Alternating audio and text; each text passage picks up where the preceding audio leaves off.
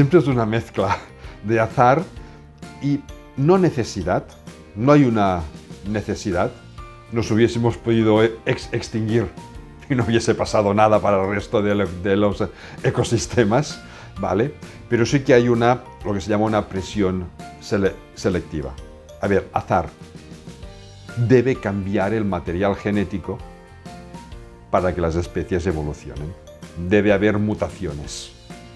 Si las mutaciones que se produjeron hace 3 millones de años, cuando surgió nuestro grupo, el de los homínidos, las mutaciones que surgieron hace 3 millones de años no hubiesen llevado a tener un cerebro más grande, sino a tener las piernas más largas para correr más, pues ahora la humanidad sería diferente. Pero no. Hubo mutaciones que por azar permitieron que el cerebro fuese más grande, más complejo y con muchas más conexiones internas. Y entonces viene el otro efecto, y es: ¿el ambiente favorece esto o no lo favorece? Si el ambiente externo, el ambiente de la sabana en ese momento, favorece estas mutaciones, rápidamente, en pocas generaciones, toda la población las termina teniendo. Si no las favorece, se eliminan y jamás hubiésemos sabido que se han producido. A lo mejor sí que se produjeron mutaciones para tener las piernas más largas, pero a lo mejor correr no significaba ninguna ventaja, porque cualquier depredador, un león, seguía corriendo más que nosotros, así que no servía para nada. En cambio, pensar sí que servía. Servía para protegerte. Servía para conseguir nuevos alimentos, para cocinar la comida. Se inventó el fuego, o se descubrió el fuego. El hecho de andar de pie sobre dos piernas permite que nos podamos desplazar por la sabana. Es el origen, la cuna de la humanidad. Permite que nos podamos desplazar por la sabana a mediodía, que es cuando los rayos de sol caen en vertical. Cualquier animal de la sabana a mediodía se tumba a la sombra a descansar, porque no sobreviviría por exceso de calor. Al andar de pie, los rayos de sol nos impactan solo en la cabeza, por eso conservamos cabello en la cabeza y en los hombros. El resto del cuerpo se hace sombra a sí mismo, así que no nos calentamos demasiado. Y eso lo aprovechaban nuestros antepasados para ir de un sitio a otro sin peligro de que ningún león se los comiese, porque el león estaba durmiendo. ¿Vale? Entonces, había una necesidad, una presión, poderte mover para buscar comida sin peligro, andamos a dos piernas, y pensar para planificar, para hacer herramientas, para utilizar el fuego, un cerebro más grande. Y hay otros casos, hay otros ejemplos. Por ejemplo, el hecho de que seamos de dieta omnívora, comemos vegetales y comemos carne, cuando nuestros antepasados, chimpancés y compañía, comen básicamente vegetales. Eso nos permitió que el intestino fuese más corto. Se produjeron mutaciones que hicieron que el intestino fuese más corto, y eso permite que haya más flujo de sangre para el cerebro. Y eso también permite que el cerebro crezca más, porque tiene más sangre para alimentarse. Un intestino muy largo no permite cerebros grandes, un intestino más cortito como el nuestro sí. Son muchos factores que, bueno, pues por azar fueron produciéndose mutaciones, y en ese entorno de la sabana funcionaban bien. A lo mejor si se hubiese producido, pues no sé, en un país frío como puede ser el sur de Chile o el norte de Europa o de Canadá, la evolución hubiese sido otra completamente diferente, porque las necesidades eran otras.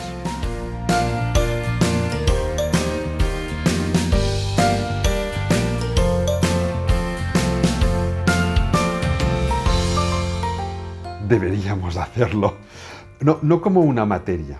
El problema de una materia es que la mayor parte de estudiantes les entra por un oído y les sale por el otro, ¿vale? Y lo terminan olvidando. El problema de las materias es que tradicionalmente pensamos que si es una materia hay que hacer un examen. El examen estresa, no digo que no sean necesarios, pero con una cosa tan importante como es nuestra calidad de vida, yo creo que el examen es: espérate a ser adulto, a ver cómo vives. Ese es el examen. Por lo tanto, debería ser una vivencia dentro de los centros educativos, completamente transversal. Yo puedo educar en emociones, por ejemplo, en gestión emocional, en clase de matemáticas o de lengua o de ciencias o en educación física no me hace falta hacer una materia para eso.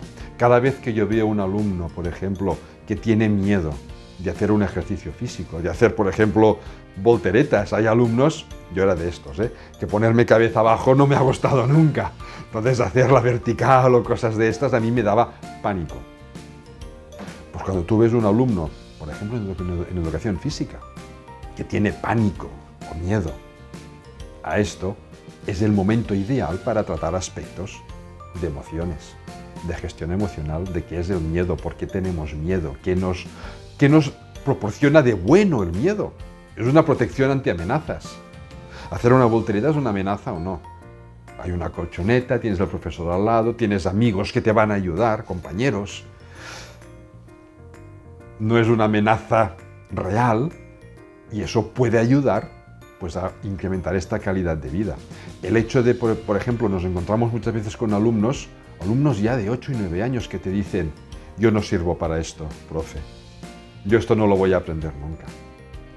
Es lo que se llama una mentalidad rígida, a diferencia de una mentalidad de crecimiento, que es, bueno, todos tenemos nuestras preferencias y más capacidades para unas cosas o para otras, pero todos podemos continuar aprendiendo en todo. Nadie llega jamás a su límite, porque está tan lejos que no llegarás en tu vida a tu propio límite, siempre puedes seguir creciendo. Pues cuando te encuentras con un alumno que te dice: yo esto no sirvo, es el momento para, con toda la clase, tratar el tema, por ejemplo, de la plasticidad cerebral. ¿Qué significa la plasticidad cerebral? Todos la tenemos durante toda nuestra vida, así que siempre podemos continuar aprendiendo. Yo creo que esto debería ser la filosofía que impregnase el sistema educativo.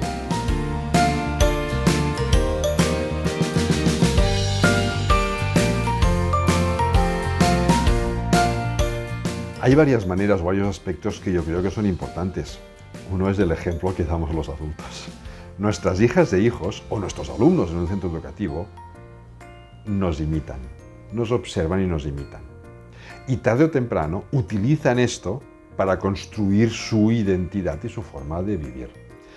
Si ellos ven que sus padres, por ejemplo, las comidas son irregulares,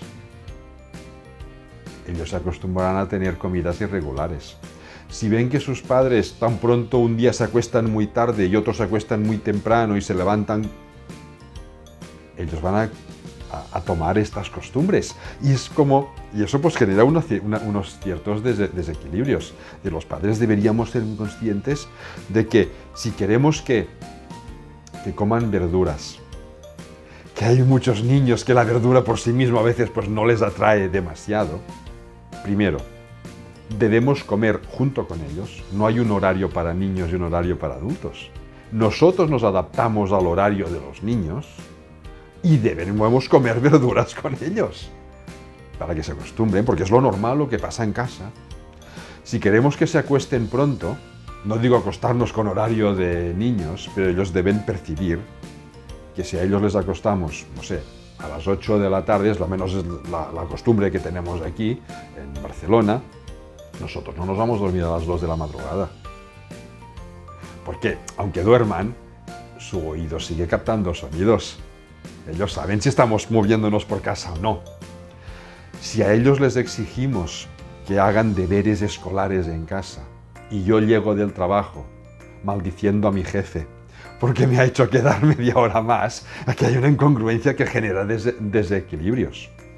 Si yo les digo que deben ser respetuosos con sus compañeros y me ven que el día que tomamos el auto un coche se nos cruza y yo empiezo a insultarle, ¿qué le estoy transmitiendo? ¿Vale? Entonces para mí un punto muy claro es el de los ejemplos que damos los adultos. Y después, dentro del sistema educativo, pues es también de forma transversal, no es una asignatura, que ellos vayan recibiendo de forma vivencial, viviéndolo, sintiéndolo en el aula, pues que la alimentación es importante. una alimentación saludable y equilibrada, que no significa comer siempre de todo, que puede haber una fruta que no te gusta, pero comes otra, ¿vale? Que el deporte es importante.